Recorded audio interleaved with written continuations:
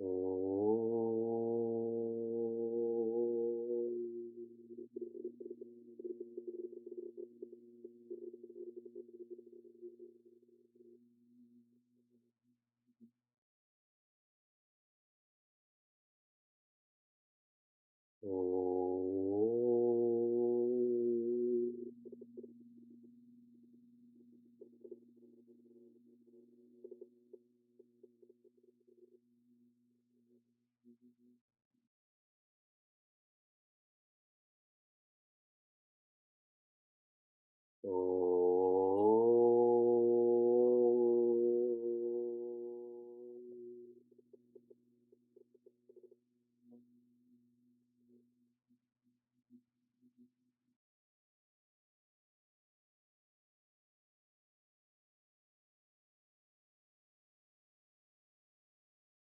Welcome to Meaningful Mornings. The past few months have been fun for me in the sense of I've been able to return to university and college. I've spoken at many universities and colleges the past few months. Tonight, I'm teaching a class for Sheridan College. And the class I'm teaching is on social entrepreneurship. One of the points that I'll be sharing is in reference to ikigai, which is a filter on how to find out what you want to do with your life, particularly your career.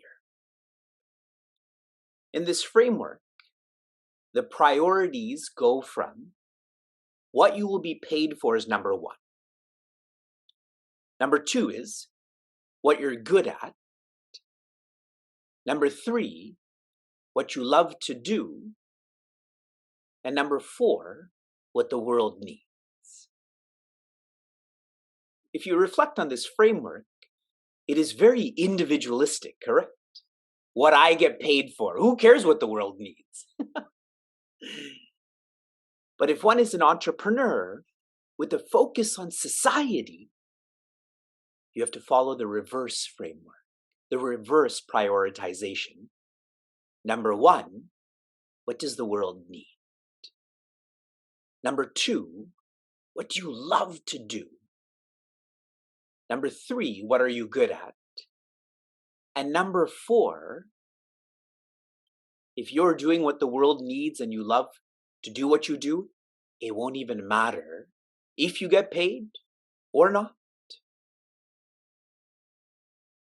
Meaningful Mornings is a workshop to dismantle the sense of individuality. This is a tough workshop to be in, an even tougher workshop to apply.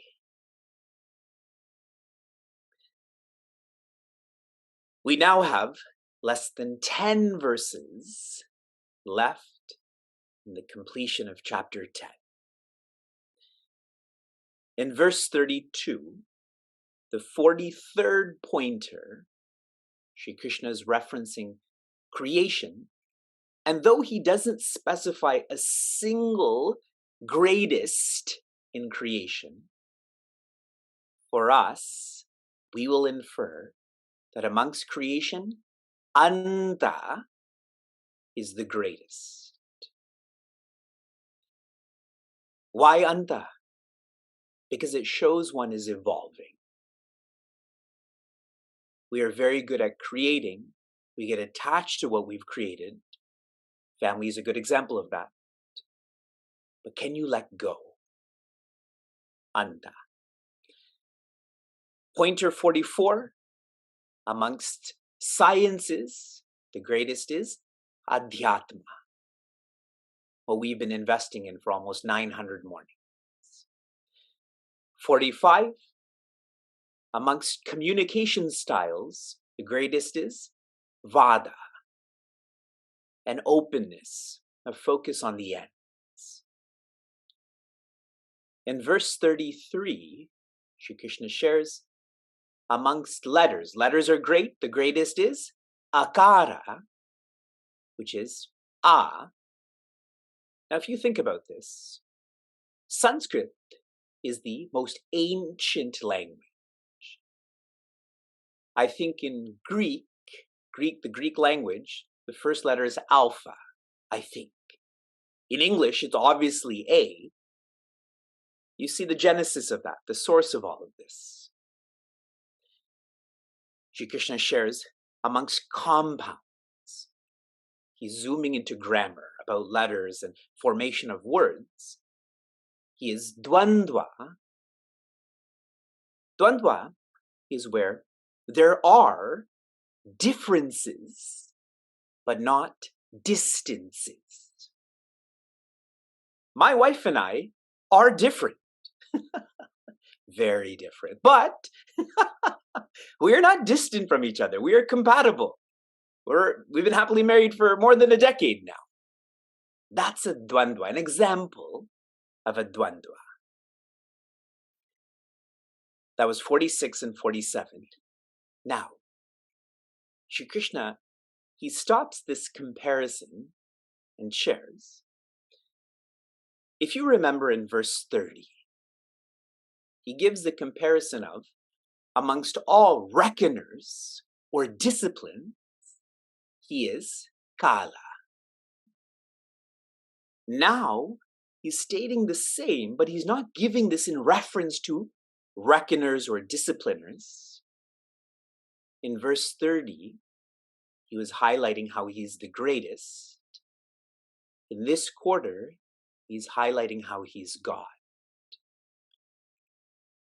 He is omni in reference to time. He doesn't depend on time. Time depends on him. And another, I'll call it an abstract reference. It's not a comparison. Shri Krishna shares that he is the dhata. Dhata means giver. What dhata is he? Vishwato mukhaha, the one who's facing in every direction. This is in reference to Bhagwan Brahma. Often we see Bhagwan Brahma with 4 faces, correct? Facing north, east, south, west. And so he's sharing here that he is the greatest. Being omni-time means one is absolute, beyond time. Being a giver, there has to be 2 entities in terms of giving, correct? I give you food. You give me a hug. That shows relativity. So Shri Krishna is sharing, I'm the greatest. Okay? We continue, verse 34, an amazing verse. I really need to invest more time in teaching this in a different workshop. Let's start.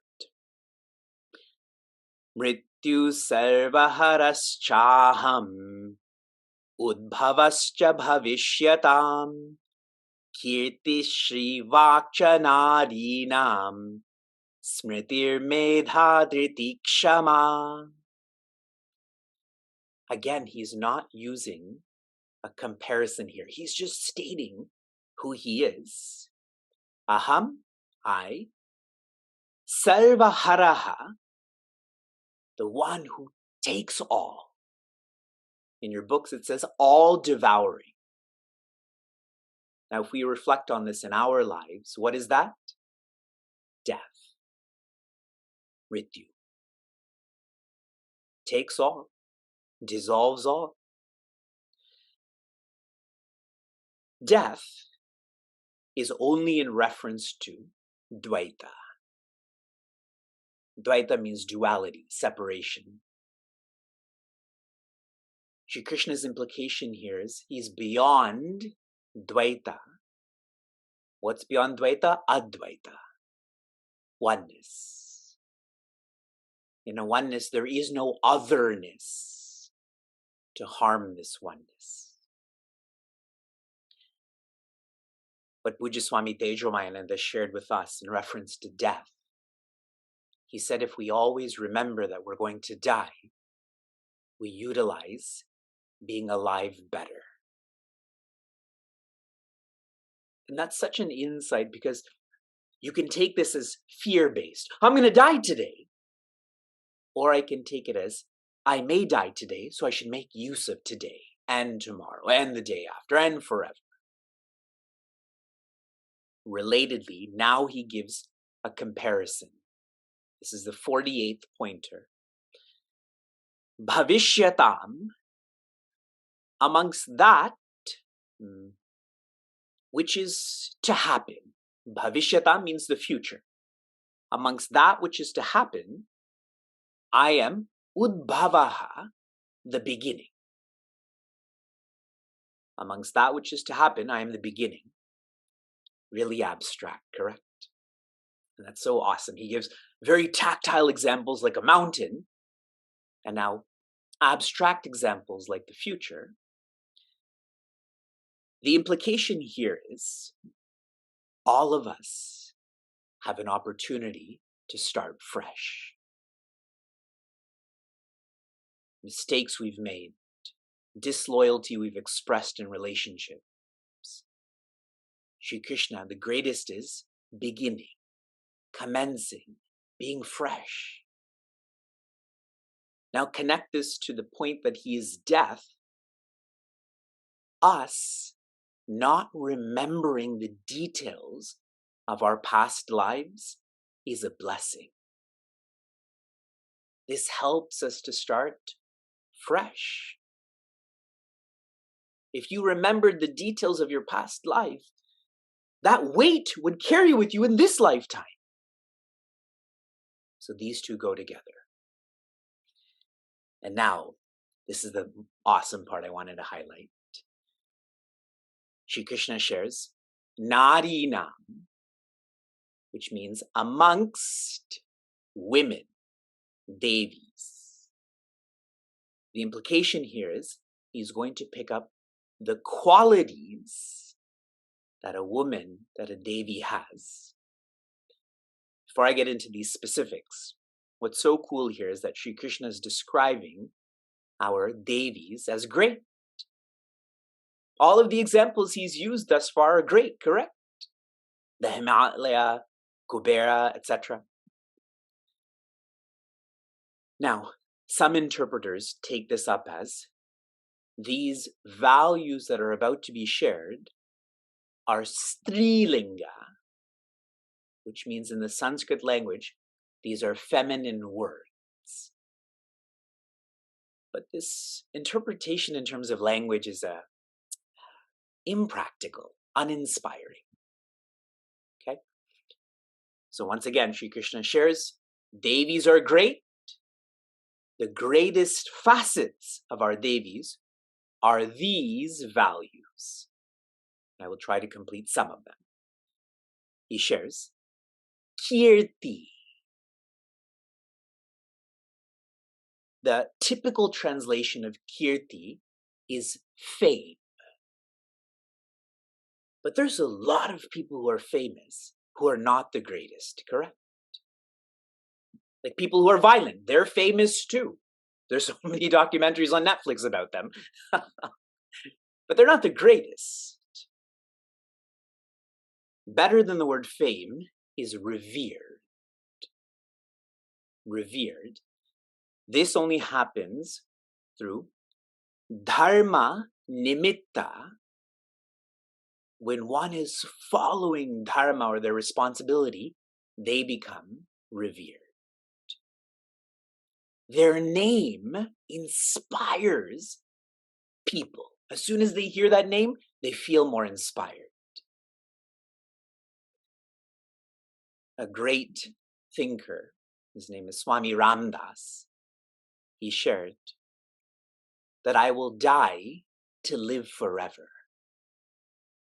The point being his body is going to die, but his name will go on forever. Why? Because he followed Dharma. Next is Shri. Shri means inner wealth. Shri can also mean outer wealth. How does one know they have outer wealth? when that wealth is blessing both the giver and the receiver. If you have outer wealth but you're not giving it, it's not Shri. And if you're giving your outer wealth that the person you're giving to feels equal to you, equality, then that's Shri. Another, Vak, and here's where I'll pause. This is an important one. Vak means greatness in speech. One becomes the greatest speaker if they follow 4 parameters. In Sanskrit first, Satya, this is to be practiced sequentially. Hita, Priya, Mita, in English. One's words should be truthful. The second filter, they should be useful. Just with that filter, we'll all stop talking. The third is beautiful, soft words, sweet words.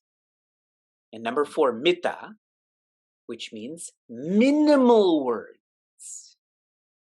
To only speak as much as is needed. There's such implication to this. People who are insecure, people who are afraid, what do? They talk too much. Those are some of the greatness that we find in our Devis. I'll go through the rest tomorrow. From inspiration to application. Your recent application, starting on Monday, was for you to individually think of what you can give Bhagavad Gita for her birthday. On Tuesday, I asked you to think along the lines of this gift should be based on Nama, Rupa, Guna. On Wednesday, I gave you the specifics of write Shri Krishna Sharanam Mama. Then draw Bhagavad Gita, what it means to you, and plan. You take up one verse, one teaching from Bhagavad Gita, and you plan out how you are going to follow this. I want you to take a photograph of these 3 sheets of paper. One has your writing, one has your drawing, one has your planning. Take a photograph of this and email our crew. When we gather for Meaningful Mornings on Saturday, December 3rd, when we have our birthday party, we'll try to create a collage and give this to Bhagavad Gita. That will be awesome. Shanti, Shanti, Shanti. Be safe, be sound, be serene, be joy.